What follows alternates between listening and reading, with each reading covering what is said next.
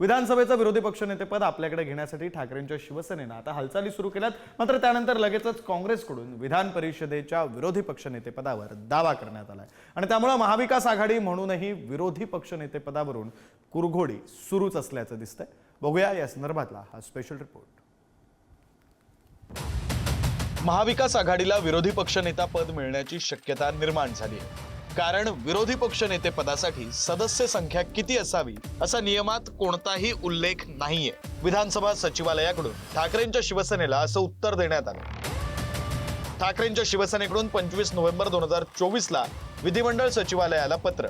विरोधी पक्षनेते संदर्भात मागवली होती नियमावली। विरोधी पक्षनेता निवडी संदर्भात विधानसभा नियमात कोणतीही विवक्षित तरतूद नाही।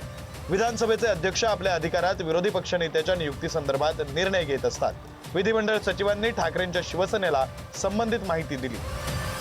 विरोधी पक्षनेता जेवढे त्याला नंबर्स लागतात, जेवढे आमदार लागतात, प्रत्येक पक्षाचे तेवढे आमदार नाही। या महाराष्ट्रातल्या जनतेने एवढं लँडस्लाइड मॅन्डेट महायुतीच्या कामाची पोचपावती देऊन दिलेला आहे, पण तरी सुद्धा विरोधी पक्षनेतेबाबत निर्णय घेण्याचा अधिकार हा विधानसभेच्या अध्यक्षांचा आहे। तो योग्य तो निर्णय ते घेतील। आमची बैठक झाली सत्य आहे, परंतु सभागृहातल्या कामकाजाविषयी बैठक झालेली आहे। विरोधी पक्षनेता सुद्धा निश्चित पक्षाचे तिन्ही पक्षाचे नेते मिळून विरोधी पक्षनेता ठरवतात। पण ठरवणं हे विधानसभा अध्यक्षांच्या हातात आहे। ठीक आहे, आम्ही नाव दिलं म्हणजे उद्या विधानसभेचा विरोधी पक्षनेता ठरेल अशातला काही भाग नाही। या सगळ्या गोष्टीचा विचार करून याविषयी आम्ही पावलं उचलू।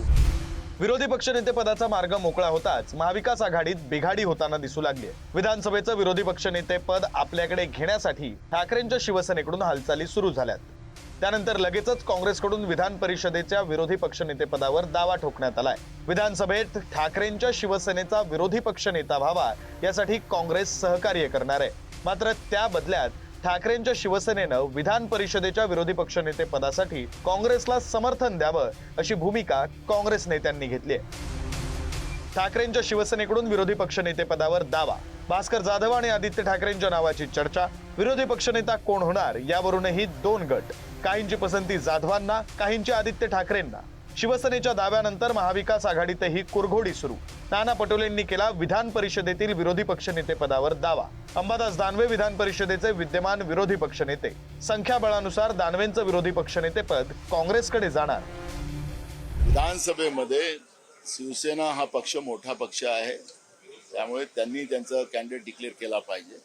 त्याचप्रमाणे वरच्या सभागृहामध्ये परिषदेमध्ये काँग्रेसचे जास्त आमदार आहेत, तिथं आम्ही आमचा विरोधी पक्षनेता करू आणि सामंजस्यानं या राज्याच्या भ्रष्ट आणि महाराष्ट्राला रोज काळीमा लावणाऱ्या या सरकारला घेराबंदी कशी करता येईल याच्यावरचं प्लॅनिंग आम्ही करतो आहे। विरोधी पक्षनेत्यासंबंधी उद्धव बाळासाहेब ठाकरेचे प्रमुख, मान्य राष्ट्रवादीचे प्रमुख, काँग्रेसचे प्रमुख, हे वरिष्ठ नेते याबाबत निर्णय घेऊन लवकरात लवकर याचा निर्णय होईल।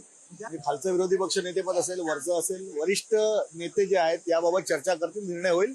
त्यामुळे आता कुठची चर्चा नाहीये। विरोधी पक्षनेते पदावरून महाविकास आघाडीत पेच निर्माण झालाय आणि त्या पार्श्वभूमीवर उद्धव ठाकरे, शरद पवार आणि रमेश चेन्नीथला हे व्हिडिओ कॉन्फरन्सद्वारे चर्चा करणार असल्याचं समजलंय। याशिवाय आदित्य ठाकरे, अंबादास दानवे, जयंत पाटील, विजय वडेट्टीवारांसह महाविकास आघाडीच्या नेत्यांमध्ये सुद्धा बैठक होणार आहे। त्यामुळे महाविकास आघाडीत विरोधी पक्षनेते पदावर तोडगा निघणार की कुरघोडी दिसणार हे पाहणं महत्त्वाचं असेल। ब्युरो रिपोर्ट, पुढारी न्यूज, मुंबई।